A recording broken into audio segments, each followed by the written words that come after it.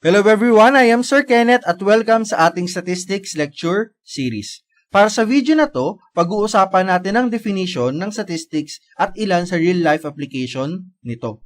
Don't worry yet, wala muna tayong computation dito at sa mga susunod na videos. Now let's dive in.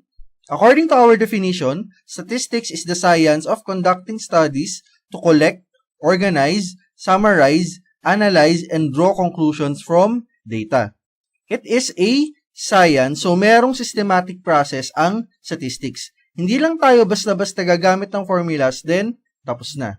For the process, we start at the collection of data. Kailangan natin na maging maingat sa bawat proseso, lalo na sa umpisa kasi kapag may mali tayong nakuha na data, hindi tayo makakapagbigay ng valid na conclusion.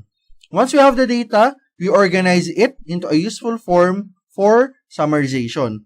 Dito na tayo gagamit ng statistical tools, nandito na yung computation. Gamit ang maayos na dataset na natin, we will be analyzing it then for the results to draw conclusions from our data. Wherein yung conclusions ay kagamit-gamit sa totoong buhay. Now that we are done with the definition, tignan naman natin kung saang fields useful ang statistics. Naglagay lang ako dito ng ilan pero hindi lang tayo limited sa fields na nandito. Una ay sa agriculture. Pwedeng gamitin ang statistics para aralin ang data sa iba't ibang combination ng fertilizers at pesticides at tignan yung epekto sa isang specific na halaman. For biology, magagamit ang stats sa research at experimentation sa life processes ng mga hayop at halaman to promote growth and prolong life. Mas kita naman natin yung effect ng stat at data analysis sa business, specifically sa promotion ng products at services.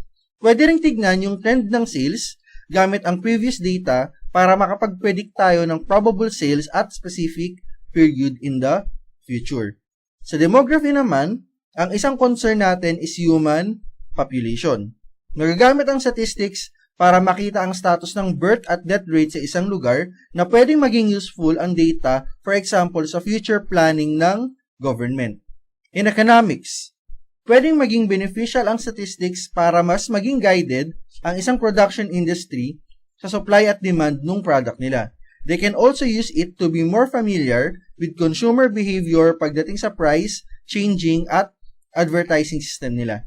For education, for public school students, siguro na-experience nyo na mag-item analysis. Yung itinataas yung kamay sa items, kung tama or mali kayo, ginagamit yung data doon para makita yung validity and reliability nung kinuha nyo na exam. For engineering, design and test of performance, pati sa quality control. May parameters sila na tinitignan based sa data na nakuha nila sa testing ng products. Sa entertainment industry, isa sa pinaka nakikita natin ay yung ratings ng isang program. Meron silang survey na ginagawa para malaman kung gaano karami yung nakatutok sa isang programa sa isang specific na area. For health, pwedeng magamit ang data na makukuha para malaman kung meron bang isang condition or habit na pwedeng maging dahilan para mas maging prone ng isang tao sa isang specific na sakit. Halimbawa, pwedeng malaman kung nakakatulong ba or hindi sa health ng puso ang madalas na pag-inom ng kape for coffee lovers out there. For medicine, kumukuha at nag-a-analyze ng data yung mga nagawa ng bakuna for a specific disease. They will check for immune responses ng mga tao na tumatanggap ng bakuna for specific doses. Yung data na nakuha nila will guide those people na gumagawa sa effectiveness ng bakuna and yung possible na risks nito. Lastly, of course, research in general. May research na rin naman na involved sa lahat ng mga binanggit natin. And these are just few of the many uses of statistics in different fields. Whatever course or track ang kinukuha mo ngayon, for sure, may gamit din ang statistics dyan. And that's it for this video.